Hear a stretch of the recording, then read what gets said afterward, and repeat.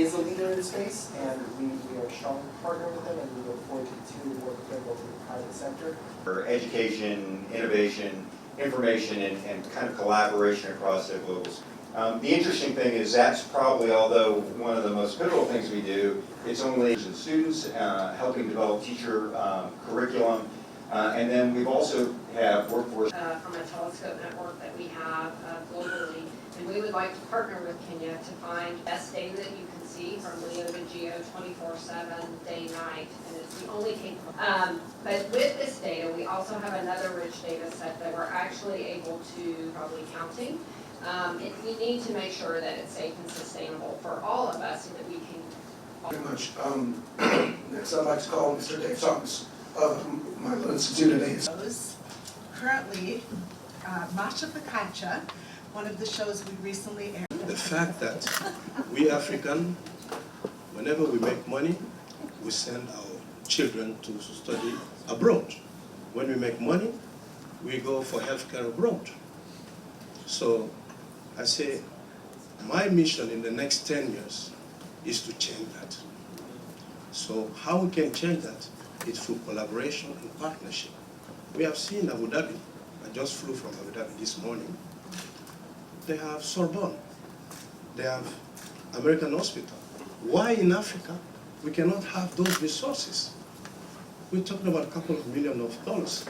Our government, private people spending billions of dollars every year traveling to Dubai or whatever for healthcare, for education.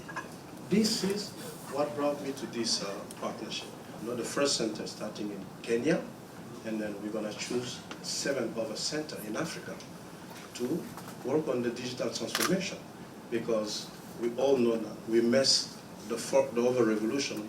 We cannot miss this 4th revolution, because we have the competitive advantage of we have the youngest population of the world, and we need to take advantage of that. And training, education will be key in order to achieve that. So this is where we are today, and we invite other people, government, private sector, to join this initiative, because this is for the future of Africa, and it's for the future of the world. These projects have brought local jobs, they have helped educate, and they supported local entrepreneurship. They've brought economic resilience at a time when a pandemic disrupted tourism, and they have brought environmental resilience during a time of regional drought. Kenya's potential for creating carbon projects, removals, and emissions reductions like these is enormous. Through protecting, restoring, and improving the management of grasslands, savannas, forests, and other lands and waters, our science shows that Kenya's potential from these natural climate solutions is more than twice greenhouse gas emissions in Kenya from all sources. More than twice. There are only a couple of other countries in the world where it's even close to that number. Your ideas of growing Kenya's role as a carbon exporter on your country's own terms are well-founded.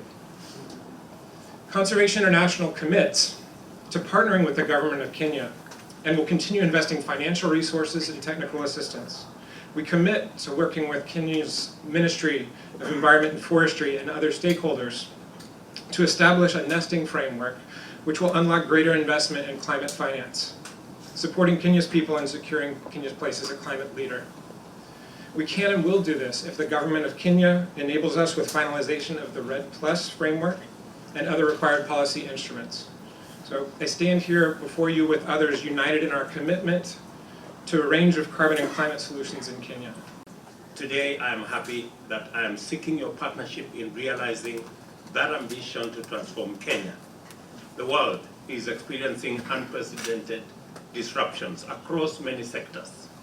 The 4th Industrial Revolution, as an era of human evolution through the technical advancement, is rapidly transforming how we live, transforming how we learn, work, and communicate, offering opportunities while presenting a new and significant challenge to our development. The recent World Economic Forum Jobs Report notes that the absence of proactive efforts, inequality in this century is likely to increase.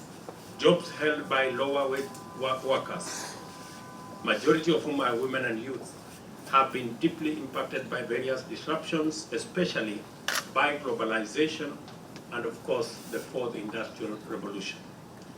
The government of Kenya has taken deliberate action to prioritize digital transformation. We have already profiled 5,000 government services to be digitized in the next 6 months. We have also a robust program on how to make digitization, to make internet access not the preserve of the few. And Kenya is going to we're going to extend our fiber optic footprint another 100,000 kilometers around Kenya, so that we can bring many people to the reality of using the internet and getting into the digital space. I can say confidently that we're expanding the universal access to broadband, embarking on the digitization of public services, supporting our robust startup ecosystem, and enhancing access to digital credit and improve monetization of digital public goods by our young entrepreneurs across Kenya. Our newly established State Department of Digital Economy, whose PS is sitting right here with us, is mandated to fast track these commitments. All the commitments you have made around the digital space, I give you my word that we intend to keep every commitment that we have made. Our vision of digital transformation towards the next industrial frontier is anchored on what is happening in the Konza Technopolis, which we are calling the Silicon Savannah. It represents Kenya's quest for a smart city, science park, and innovation hub rolled up into one. That is envisioned to contribute at least 2% to our GDP. We're also aware, however, that we, even as we speak, and we seek to expand our digital transformation, technology revolution must be achieved within planetary boundaries, especially so for us in Kenya, a leading country in sustainability and host to UNEP, the leading UN agency on environment. Kenya has always, and more specifically at COP27, we express our commitment to leverage on every available tool, including technology, to tackle the climate crisis.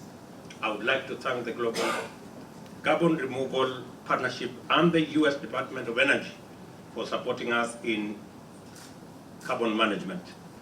My task today here is to express and signal our commitment to lead the world in this new dispensation, and to reiterate that Kenya is open for partnership and business. I invite US tech firms to pursue the emerging investment prospects in the Silicon Savannah in Konza. There are many lessons we can all draw from Silicon Valley and the Research Triangle, which will make Konza City a success story. I also invite you to take advantage of the opportunity present in Kenya's plan for digital superhighway, paperless and digital government, and the establishment of the robust data hubs, as our country continues to strengthen our position as the technology gateway to the larger Eastern and Central Africa region. In particular, I wish to invite you to consider the range of highly beneficial opportunities in the development phase of the Konza Technopolis infrastructure and amenities, including the neutral data center. We'd like to partner with some of your enterprises, research and development and innovation facilities, regional office to support Africa operations, health facilities, housing, learning institutions, logistics park, smart stadium, and other sports facilities.